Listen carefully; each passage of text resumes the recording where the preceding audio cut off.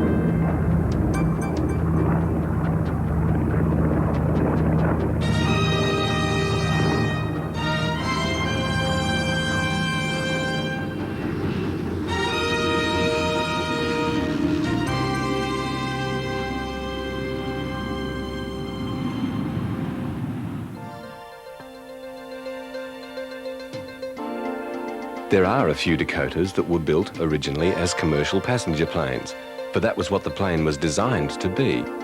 But when the US entered the war, they were considered too valuable to the war effort to be left as airliners, and even these were requisitioned by the Army.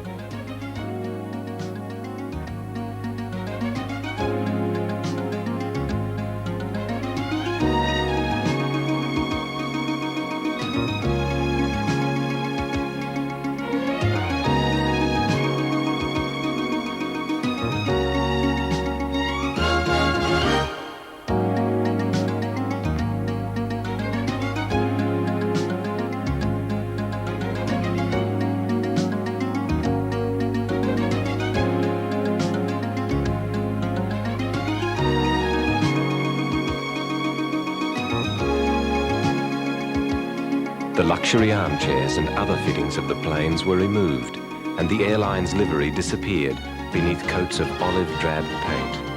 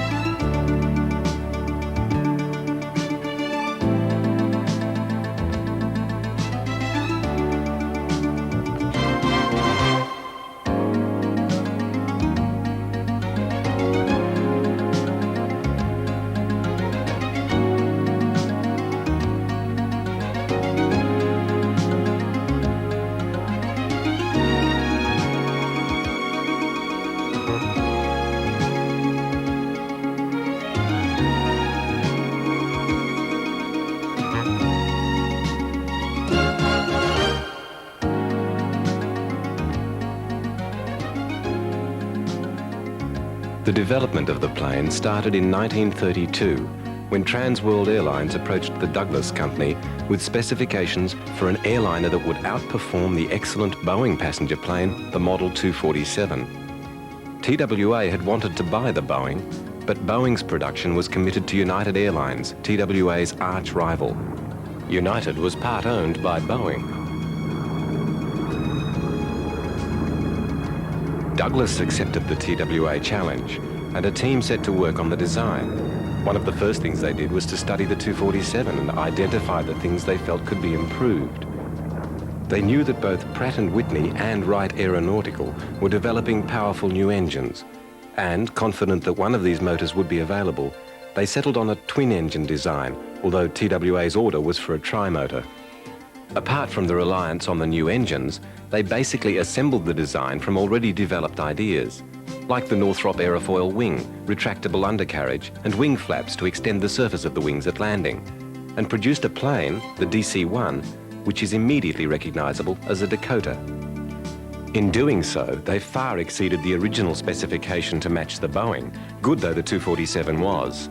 Their plane was faster, quieter, more economical to operate, immensely strong and robust, and carried more passengers.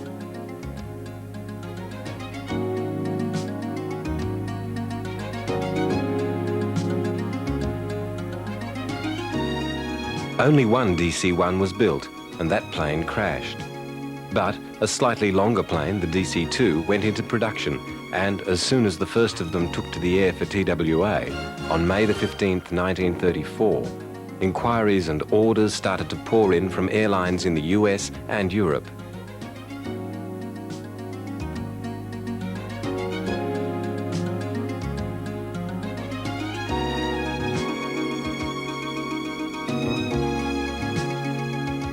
The new plane revolutionized the sophistication and comfort of airline travel, even allowing for the introduction of the first in-flight movies.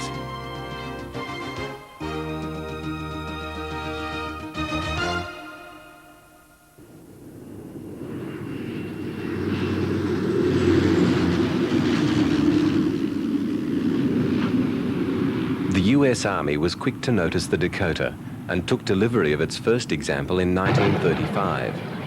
Obviously impressed, they almost immediately ordered 2 more. All 3, though ordered as prototypes for experimentation and testing, were soon turned over to service. 18 more, with the new specification of the large double cargo doors that distinguished the C-47, were soon on order, being used not only for transport, but as communications centers.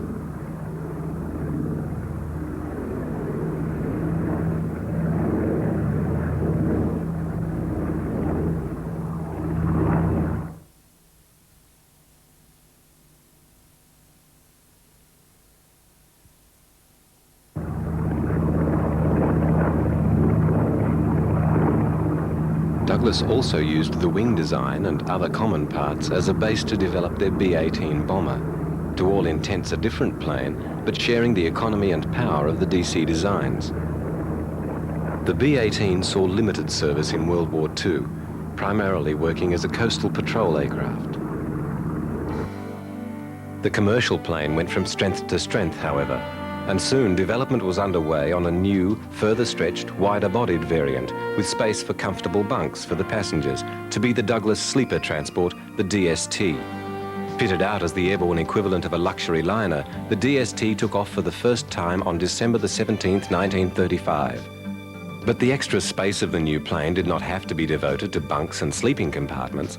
It could be as easily configured without the extra windows for the upper bunks as a standard airliner. And in August 1936, the first of these planes was delivered to American Airlines, the first DC-3.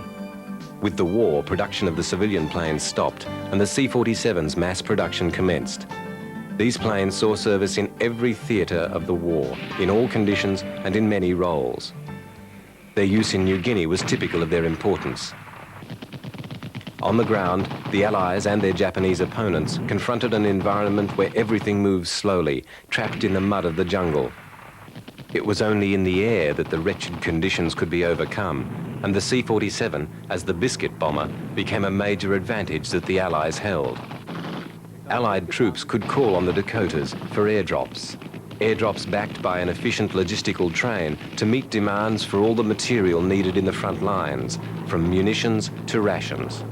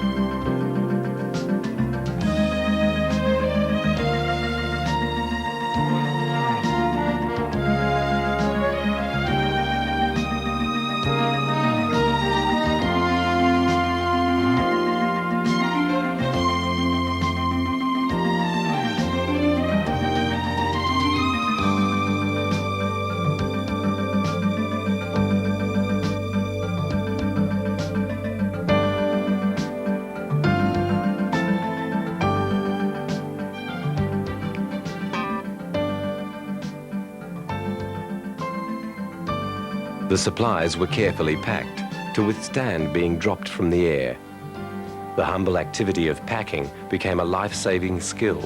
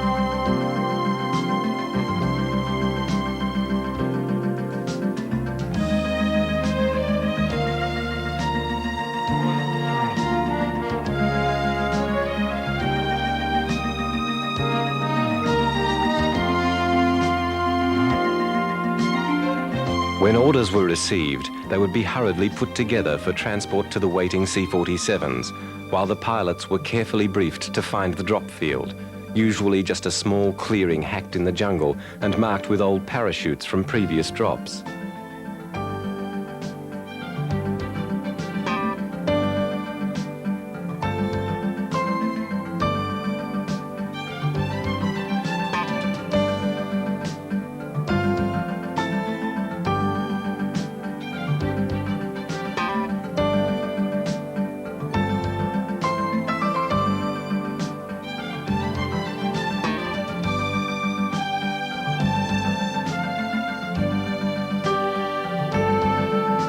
By now, at the field, the C-47s were being hurriedly loaded.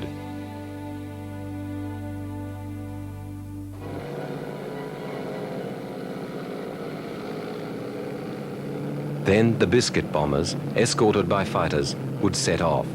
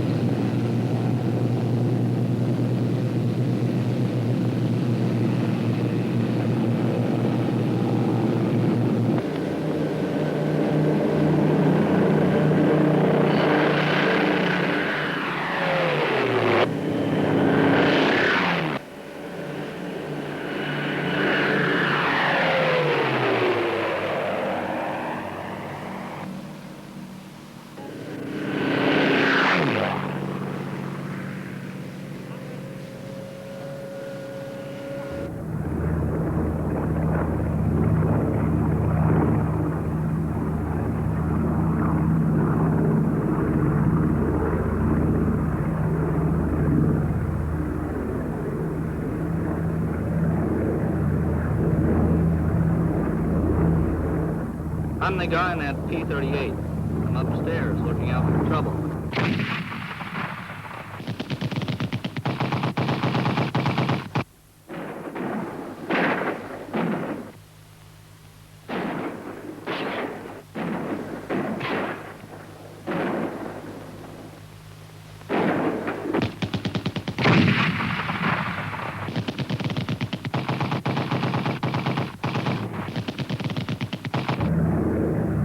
In those decisive months when the war in the Pacific finally turned against the Japanese, it was the C-47 and the parachute that combined to make the Allied victory in the jungles possible.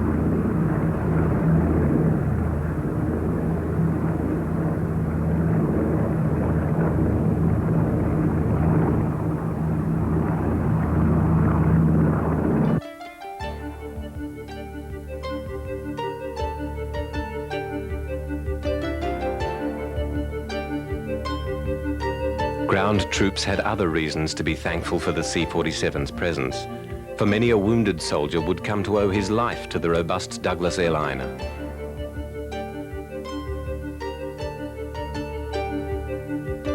Medivac units, using C-47s, evacuated wounded from combat zones to base hospitals, with nurses tending the injured in flight. The dedication, bravery and hard work of these young nurses should never be overlooked or forgotten.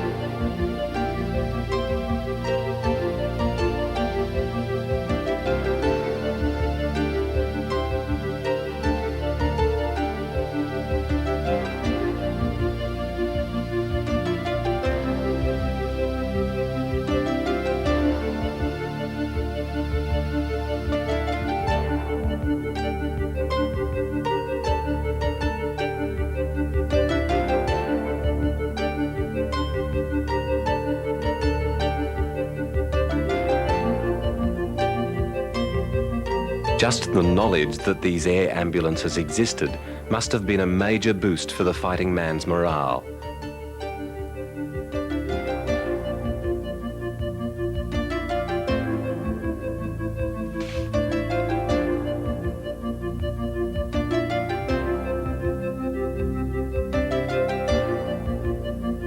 Meanwhile, the Dakota was seeing service on both sides in the Pacific, as the Japanese had started building the airliner before the war and continued to build them with gun turrets as military aircraft throughout the conflict.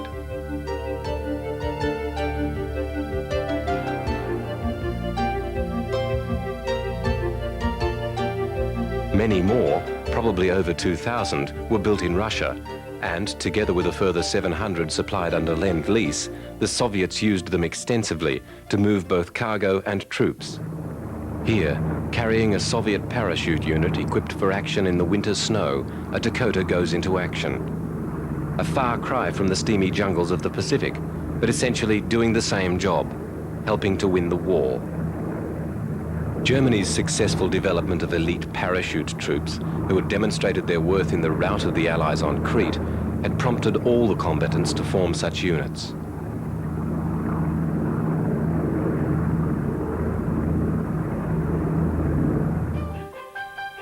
These men were hand-picked, specially armed and highly trained.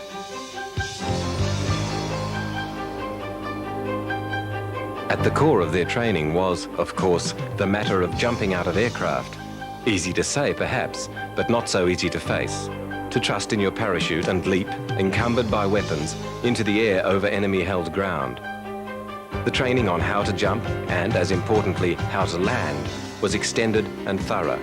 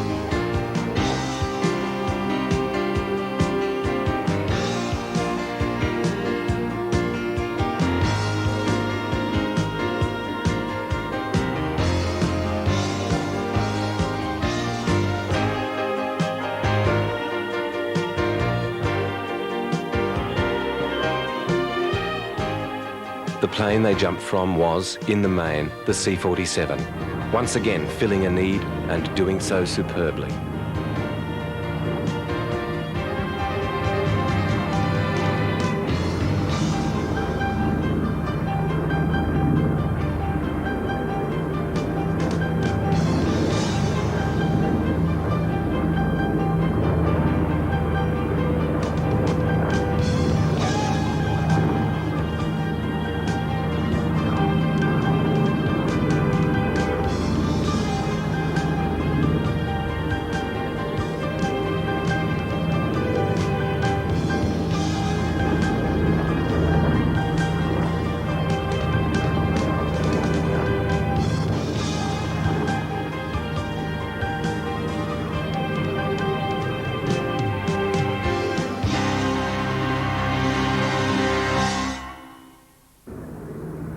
Another means of getting men to war was the glider, and in World War II, most of the Allies' glider towing was done by C-47s.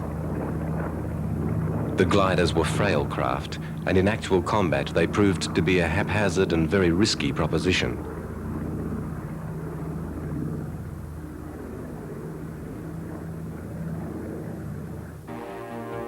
The sturdy fuselage of the C-47 was speculatively studied, and consideration was actually given to using them as gliders. But common sense prevailed.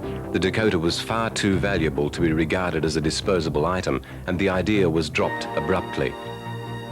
Tactical air transport required moving not only men, but machines. The C-47 could carry howitzers and many forms of armour.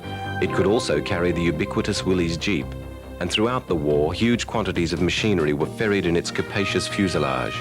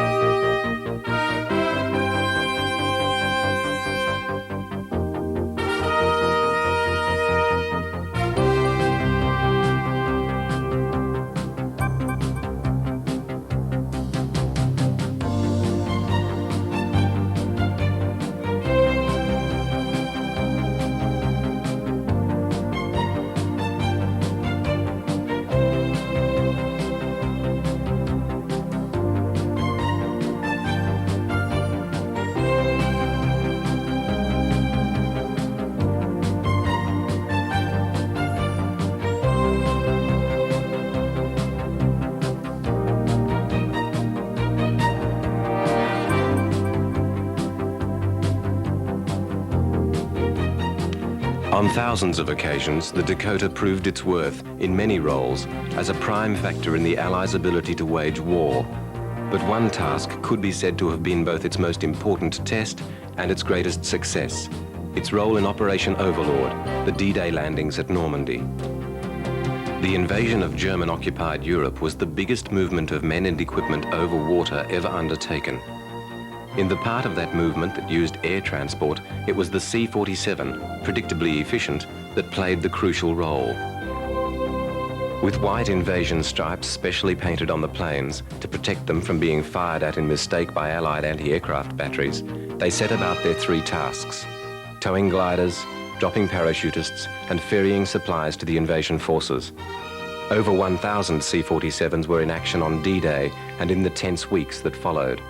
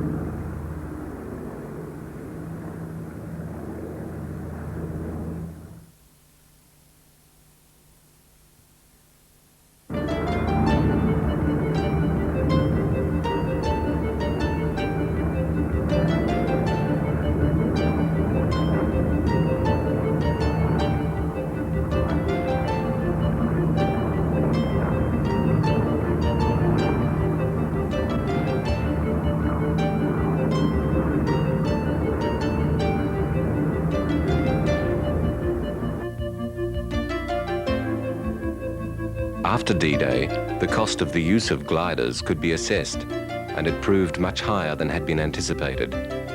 It had been envisaged that there would be losses of gliders and their cargoes of troops and equipment, but the scale of the losses was staggering. Theoretically, even the gliders themselves were reusable. They were to be collected and recycled for repeated use. Instead, they were more a disposable item, as many of them were well beyond salvaging. More critical was the losses among the pilots, who, sitting at the front of the gliders, suffered disproportionately high casualties. These pilots were trained to almost the same level as their powered aircraft counterparts, and in addition, they had to be capable of operating after landing as fighting soldiers. They were an expensive investment and hard to replace. The third charter of costs was in the gliders' inability to deliver an effective fighting force to the ground ready for immediate battle. Instead, there were unacceptably high casualties, and a large proportion of those soldiers who did arrive intact were dazed and confused, shocked by the violence of their crash landings. In addition, they were confronted by lack of equipment, lost with gliders that had crashed or landed elsewhere. Had the Germans been on hand in force as the gliders landed, the results may have been catastrophic.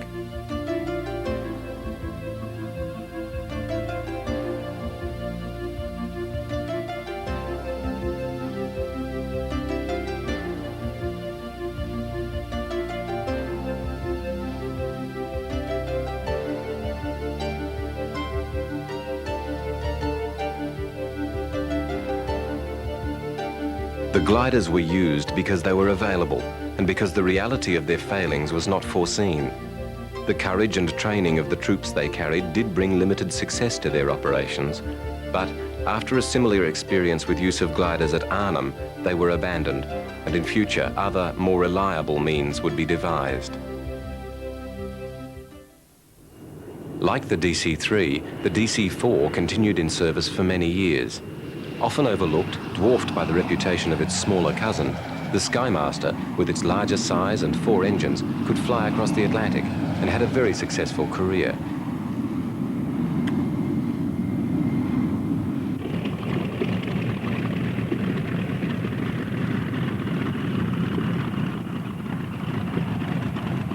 After World War II, the Dakotas could have expected a quieter life, but within a few years they moved on to another conflict, Korea. For a while in Korea, the Dakotas provided the same variety of services that they had during the World War, but other models were coming that divided the many roles of the C-47 into specialist areas.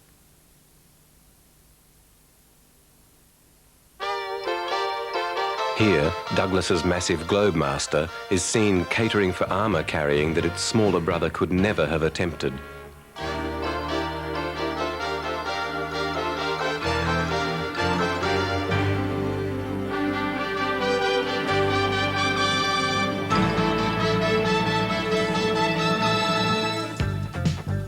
The role of parachute carrier was catered for by new, specially designed and equipped planes, like this Fairchild Packet.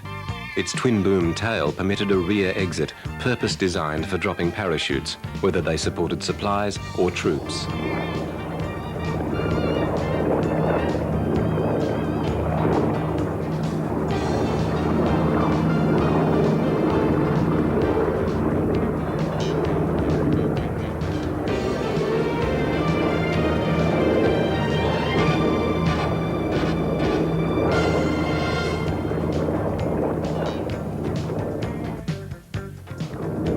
The development of the specialist planes continued, and the need for tactical air transport was never higher than during the war in Vietnam. But despite its age and theoretical redundancy, even in Vietnam it was possibly only the C-130 Hercules that filled as many roles as the C-47.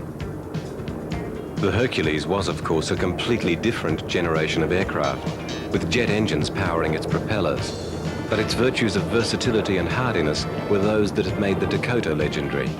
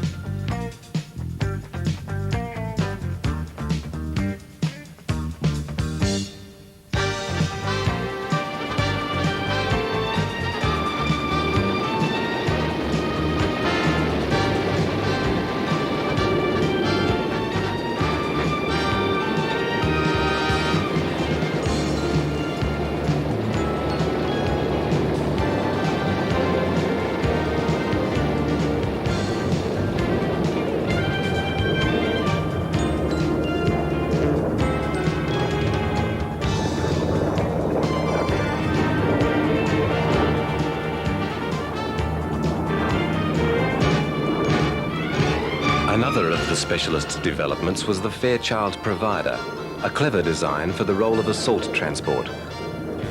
The plane was, in some ways, designed as a powered glider. If necessary, it could be considered a disposable item. Its wings were designed to shear off if they hit something, rather than slew the plane round as the older gliders had done so disastrously at Normandy. Fortunately, the Providers rarely had to resort to making tactical crash landings.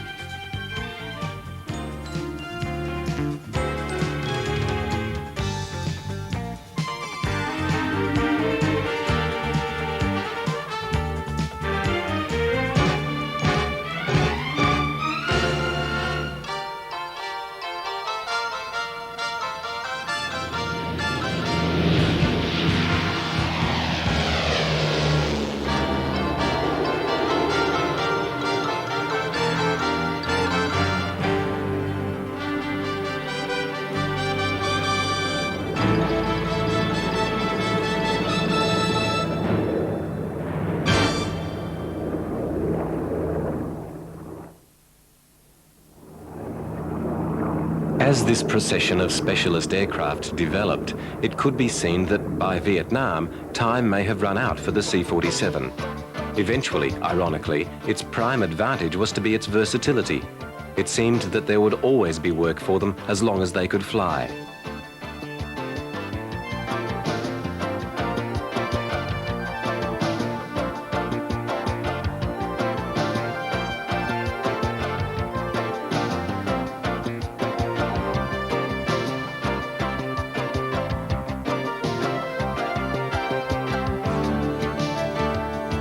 In Indochina, one of the uses of the Dakotas was in electronic warfare. Here, highly trained technicians board a specially equipped C-47, which is probably older than any of them.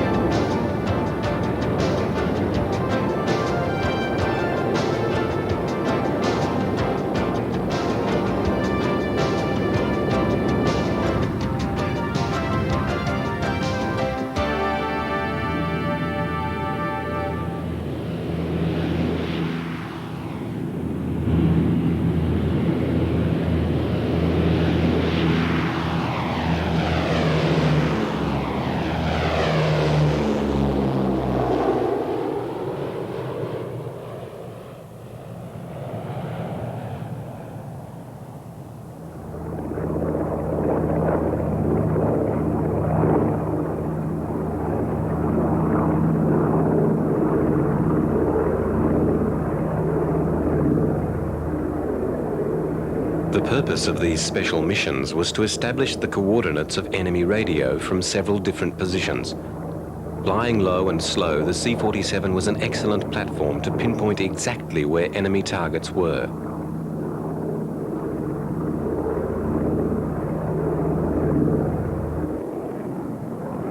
The information would then be transmitted to American bombers, so that the steamy jungle of Southeast Asia was no longer able to provide an impenetrable cover for enemy troop movement.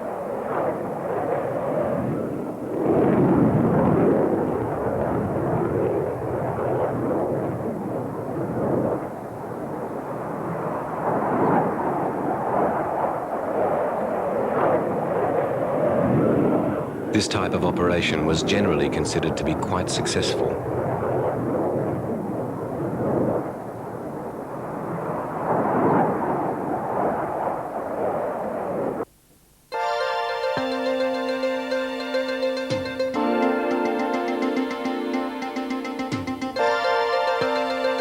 Another application for the venerable C-47 in Vietnam was its use in psychological warfare.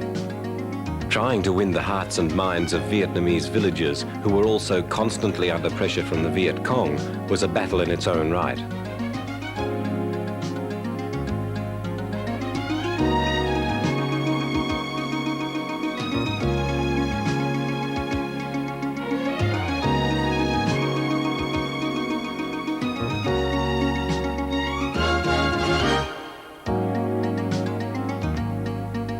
Efforts to convince members of the Viet Cong itself to defect were considered a priority. Working on the premise that in some cases the pen could be mightier than the sword, literally millions of pamphlets were printed to be scattered over the jungle. For this type of work, the durable 47 was probably more suitable than anything in the modern inventory.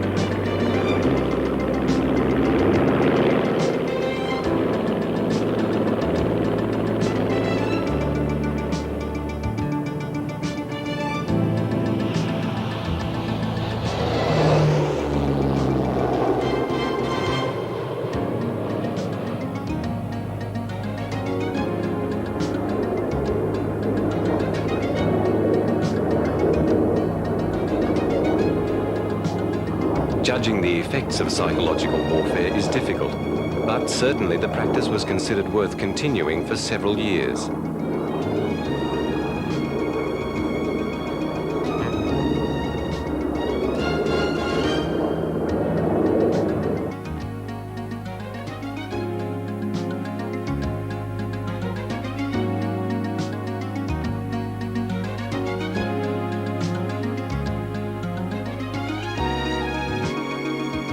Keeping the 47s airworthy was fundamental, because a crash or even a forced landing in hostile areas of Vietnam would have dire ramifications.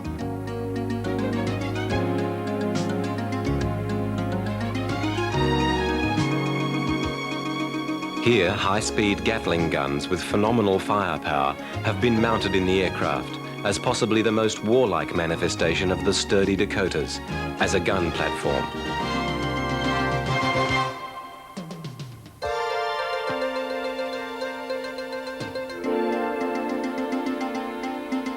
Missions would be meticulously planned so that the crew involved knew exactly what areas were to be saturated with gunfire.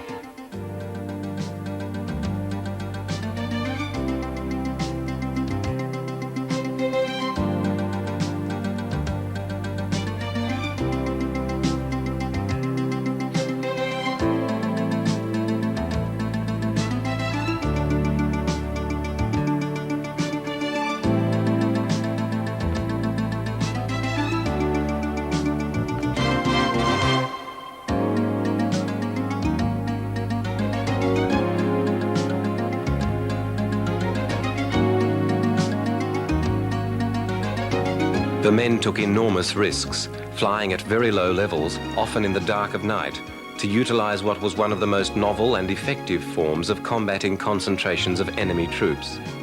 In this way, many Vietnamese villages and US garrisons were defended.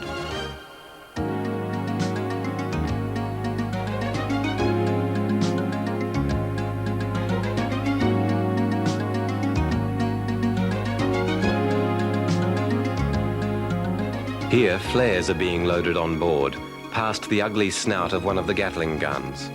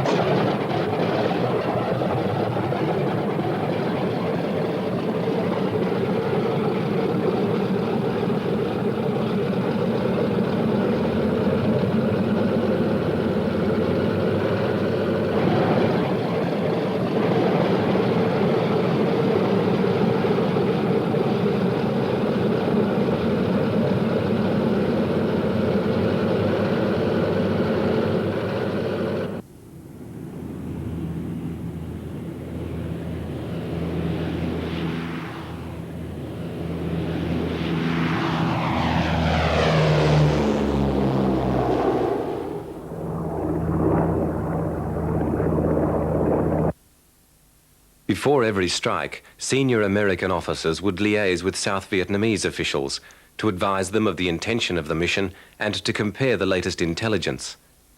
Flying into the night, the Dakota's crew would be advised of the final go-ahead as they navigated towards the target zone.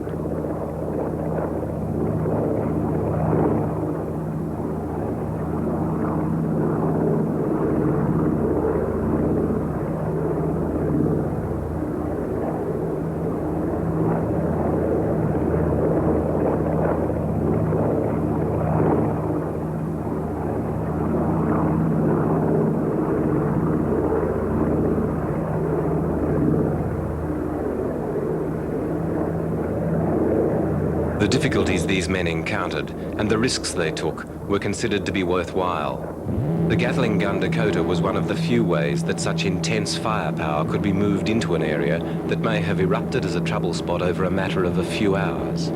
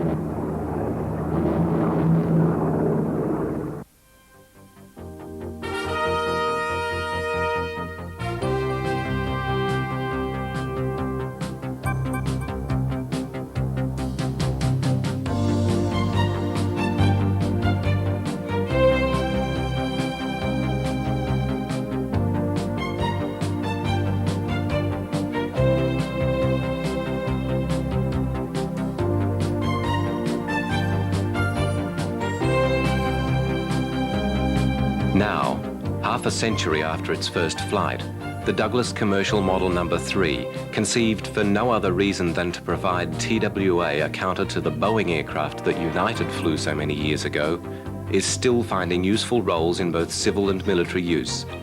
And it poses the question, does a really good design ever become obsolete? Those who served and flew on the legendary Dakota would surely know the answer.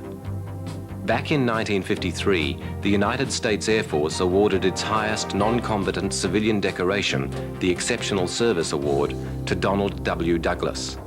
The citation reads, Donald Wills Douglas distinguished himself by rendering exceptional service to the United States Air Force and his country through his contribution to the development of military and civilian aviation over the past 40 years. The soundness of his technical skill is best illustrated by the DC-3, which unquestionably ranks as the best single airplane ever built. That unqualified assessment of the plane is still one that very many people around the world would wholeheartedly endorse.